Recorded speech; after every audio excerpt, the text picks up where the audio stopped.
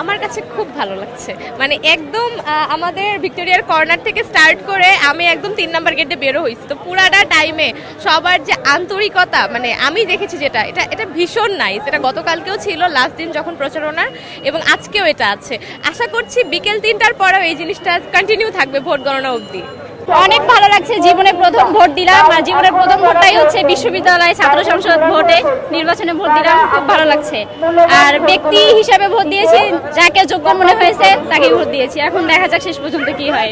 আর জগন্নাথে অন্তত দুইটা প্যানেলই সমান ইয়াতেই আছে, মানে ছাত্র শিবির সমর্থিত যে প্যানেলটা প্লাস হচ্ছে ছাত্রদল সমর্থিত, দুইটাই সমানভাবে, মানে আমি যদি আশেপাশে জিজ্ঞেস করি সমানভাবেই এগিয়ে আছে। এখন জানা যাবে রেজাল্টের পর।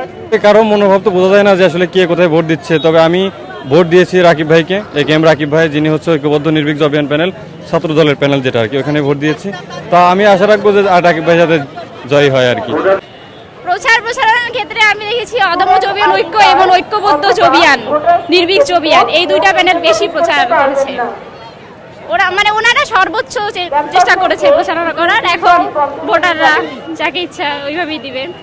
এখন শিবির সব দিক থেকেই ভালো করতেছে। ওরা 5ই আগস্টের পরে অনেক ভালো কাজ করছে, 5ই আগস্টের আগে অনেক ভালো কাজ করছে। আমাদের জুলাই আন্দোলনের অনেক ভাইয়ারা ছিল, আপুরা ছিল, যারা ওই টাইমে অনেক সাপোর্ট করছে শিবিরের পক্ষ থেকে।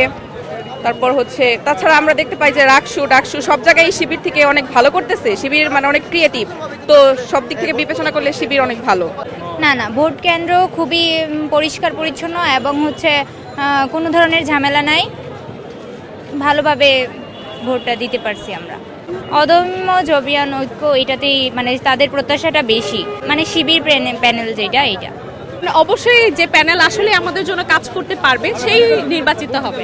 যে ব্যক্তি আমাদের জন্য আসলে কাজ করতে পারবে তাকেই নির্বাচন করা, আদারওয়াইজ কিছু না। এখন পর্যন্ত কোনো বাধা হয়নি বা হচ্ছে কি কোনো প্রবলেম ক্রিয়েট হয়নি।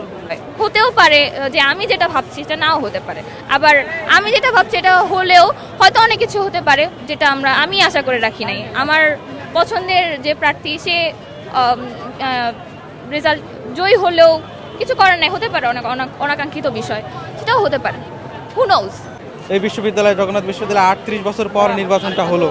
এই 38 বছর পরে তো সেটা একটা খুব একটা ফ্যাসিনেটিং টাইপের একটা ভাইব দিচ্ছে আর কি। শিক্ষার্থীরা আমি আশা করি যে যোগ্য প্রার্থীরাই বেছে নেবেন, যাতে করে তারা পরবর্তীতে যারা জয়ী হবেন তাদের মাধ্যমে আমরা আশাবাদী যে তারা আমাদের ফুলফিল যে ল্যাকিংসগুলো রয়েছে, যে অভাবগুলো রয়েছে, সেই অভাবগুলো তারা সম্পূর্ণভাবে পূরণ করার চেষ্টা করবেন। ভিপি হিসেবে আমি প্যানেল দেখবো না, আমি যদি বলি নাম বলবো না কাকে দিয়েছি, কিন্তু হচ্ছে মানে যে জগন্নাথের জন্য বেশি করছে, এখন বেশি করছে কে সেটা জগন্নাথের স্টুডেন্টরা জানে। আমি নাম বলতে পারবো না কাকে ভোট দিয়েছি, আমার ভোট আমি দিয়েছি। সার্বিক পরিস্থিতি বেশ ভালো। এখন বাজে অলমোস্ট 2টো বাজে, 1:30টা বাজে। এখন পর্যন্ত পরিস্থিতি খুবই ভালো, কন্ট্রোলে আছে, আর সবাই সবার দায়িত্ব খুব ভালোভাবে পালন করছে।